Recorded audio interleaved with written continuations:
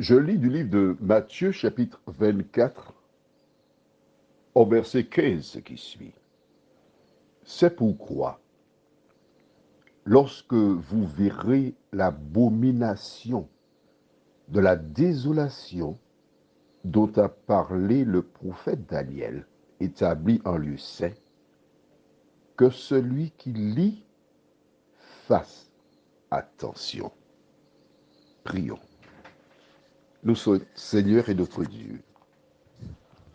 Nous commençons ce mois de juillet avec toi. Nous te disons merci, Seigneur. Car à l'heure où je te prie, plusieurs, et peut-être moi, sont passés de vie à trépas. Mais en ce jour, Seigneur, nous réclamons ton esprit, afin que tu continues de nous éclairer, de nous diriger dans la compréhension de ta parole, au nom de Jésus et pour ta gloire éternelle. Amen. Et oui, tu as noté que j'ai dit dans la prière, et peut-être moi, parce qu'en fait, nous sommes le 16 avril 2020 à 3h48. Comme je te le disais précédemment, j'ai profité du confinement pour enregistrer les WhatsApp de 2021 pendant le mois d'avril 2020. Parce que Dieu a mis sur mon cœur cette urgence pour racheter le temps, puisque le temps ne m'appartient pas. Et si je suis en vie à cette date de l'année prochaine, soit le 1er juillet 2021, gloire à Dieu. Maintenant, prenons le temps pour découvrir cette déclaration faite par Jésus. Je ne vais pas développer pleinement ce verset, parce qu'il y a des thèmes qu'on ne peut pas faire comme ça sur les autres à un public non averti, non initié, qui ne connaît pas autre chose que la base. Mais nous allons tout de même aller au livre de Daniel, Daniel chapitre 7. Tu sais, le soir, on parle de Daniel justement. Et dans Daniel chapitre 7, à partir du verset 23, je lirai quelque chose. C'est encore un rêve, ressource que Dieu donna à Daniel. Il me parla ainsi.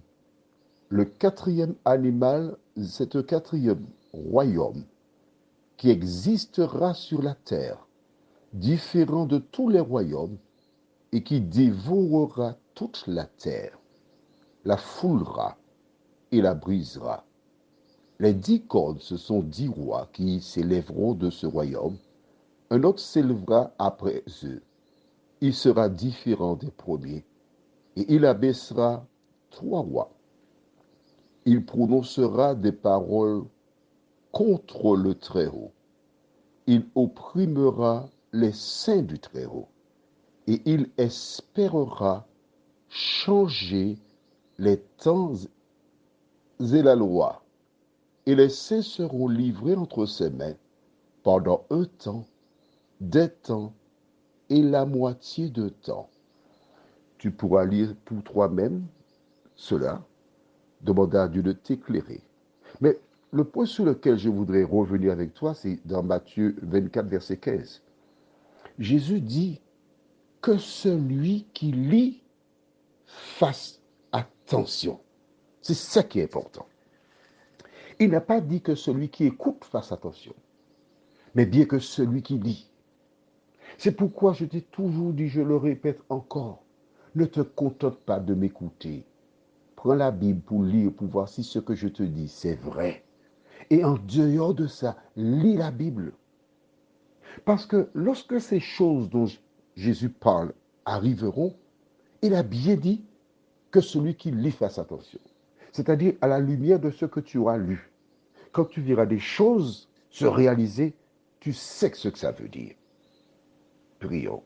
Notre Seigneur et notre Dieu, l'ennemi a par le passé incité les gens à s'asseoir et à écouter tout simplement.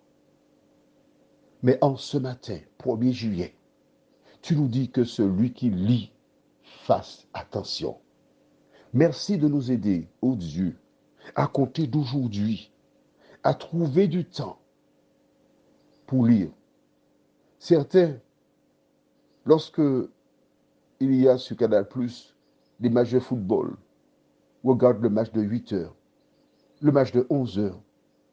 Ensuite, ils regardent le match de l'après-midi. Nous passons des heures à regarder des matchs, des heures à regarder des films. Mais la chose la plus importante, c'est la lecture de la parole de Dieu. Aide tes enfants à comprendre que la télévision est un bon serviteur, mais un mauvais maître.